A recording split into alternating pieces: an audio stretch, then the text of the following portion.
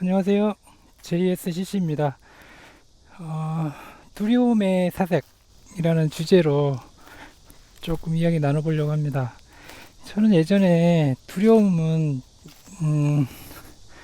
100% 두려움으로만 생각을 한 거예요.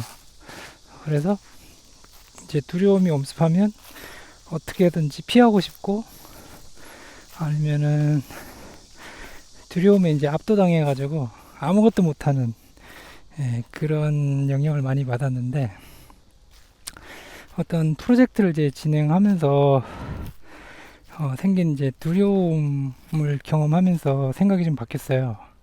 그게 뭐냐면, 두려움은 동전의 앞뒷면 같다라는 생각이 든 겁니다. 그러니까 동전 앞면은 두려움의 부정적인 측면을 제가 표현한 거고, 그 다음에 두려움의 뒷면은 두려움이 갖고 있는 긍정적인 요소를 이야기를 한 겁니다. 그래서 사람이 뭐 두려움을 좋아하는 사람이 어디 있겠습니까만, 두려움을 잘 이렇게 들여다보면 그 안에 가져다 주는 긍정적인 요소가 있더라고요. 그거를 잘 활용하면은 두려움을 회피하기보다는 두려움의 정면으로 맞설 수 있고, 또 두려움을 극복할 수 있고, 점점점 성장하게 되는 그런 걸 제공해 주더라고요. 그렇게 보니까 두려움에 대한 어떤 관점이 달라지는 거예요. 그래서 이게 참 좋구나 그런 생각을 하게 됐고, 그 다음에 이제 우리 코치들하고 일주일에 한 번씩 줌으로 스터디를 하는데, 거기 이제 코칭 주제 중에 장애를 다루는 부분이 있거든요. 근데 거기서 이 두려움에 대해서 좀 심층적으로 나눠보는 그런 시간이 있었어요. 근데 그 두려움을 어떤 생각이 전환시켜서 보면 그게 이제 뭔가 유익을 끼치는 그런 내용이 나오더라고요. 그래서 두려움을 이제 별명을 하나 지어주는 거예요. 저 같은 경우는 두려움을 어떻게 정의를 했냐면, 나를 성장시켜주는 성장 촉진제라고 이렇게 별명을 지어줬어요. 그러니까 두려움이 올 때마다 나를 성장시켜주는 촉진제를 또 맡고 있네, 뭐 이런 식으로 생각할 수 있다는 거죠. 또 다른 코치는 뭐 나를 깨워주는 자명종 같다, 이런 표현도 하셨고, 이게 좀 오래된 이야기라 갑자기 생각이 안 나는데, 아무튼 그런 여러 가지 어떤 별명을 지어주더라고요. 근데 그걸 들어보니까 너무 좋더라고요. 그냥 막연하게 두려움은 두려움이 아니고, 두려움을 어떤 별명을 지어줘가지고 그러니까 인식 전환을 시켜버리는 그 기술이 너무 좋은 거예요. 그래서 우리가 왜 뭔가를 하고 싶어도 두려워서 못하는 경우가 너무 많고, 아니면 뭐 게을러서 못하는 경우도 많고, 뭐 그렇잖아요. 근데 두려움을 잘 극복할 수 있는 어떤 역량이나 또 생각하는 기술, 아니면 대처하는 방법, 이런 것만 우리 삶에 좀 체화가 되면 정말 많은 것들을 도전할 수가 있을 것 같아요. 그죠?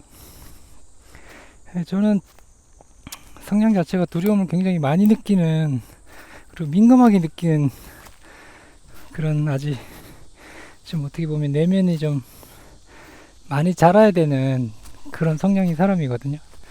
그런데도 이런 두려움을 이렇게 피하기보다 정면으로 맞서고 분석하고, 그렇게 도전하다 보니까 자신감이 생기는 거죠. 그러니까 두려움에 대해서 정면으로 바라보고 있으면 죽을 것 같은데, 사실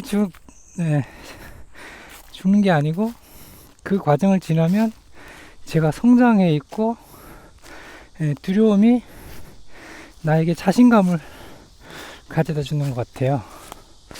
그래서 이건 좀 나누고 싶은 그런 가치가 있는 이야기거리다, 그런 생각이 좀 들어요.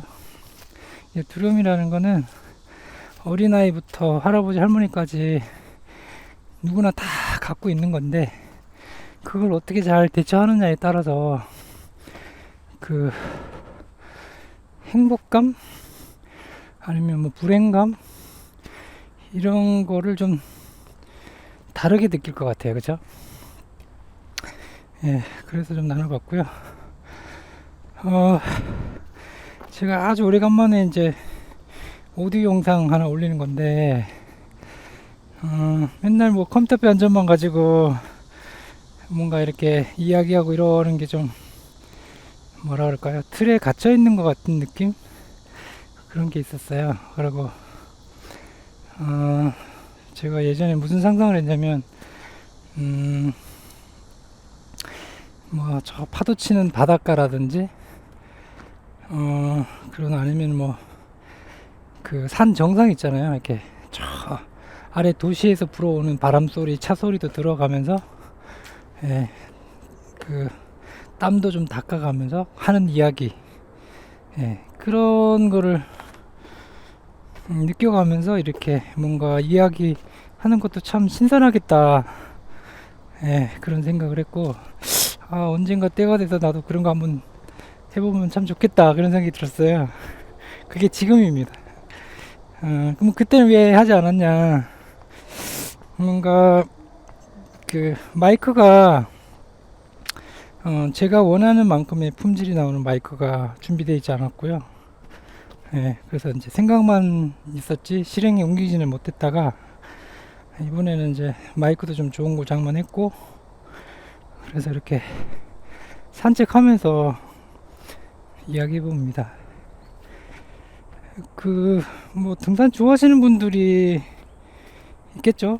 근데 저도 등산을 참 좋아하는 편인데, 이런 등산을 하면서 이렇게 하는 이야기 있잖아요. 그게 뭐 사소한 이야기일지라도 굉장히 좀 저한테는 담백하고 또 건전하고 되게 좋더라고요. 이 숲에서 나오는 어떤 신선한 공기, 그리고 풀에서 나는 또 향긋한 냄새, 또 새소리, 또 적당한 운동, 그리고 약간 거칠어진 어떤 호흡 소리, 예, 이러면서 하는 그 이야기가 너무 좋은 것 같아요. 제가 뭐 골프를 쳐보지는 않았습니다만, 골프 치는 사람들이 이렇게 공을 딱 치고 나서 걸어가는 중에 이렇게 하는 이야기, 그런 게 골프 치는 사람들의 또 한 매력이지 않을까. 예, 그런 게 저로 치면 이런 산을 올라가면서 하는 이런 이야기들, 그 정도의 매력이 있는 걸로 그렇게 생각을 좀 해봅니다. 제 채널이 뭐 그렇게 인기 있는 채널도 아니고, 예, 그냥 계속 좀 방치해 두다시피 했는데도 불구하고, 그래도 제 채널을 구독해 주시는 분들이 계셔가지고, 너무 감사하기도 하고, 또 한편으로 많이 죄송해요. 근데 이제 조금씩 이제는 뭔가 가치 있는 것들 좀 나눠보려고 합니다. 그러니까 화면이 나오지 않더라도 그냥 오디오라도 이야기하고 싶고요. 그리고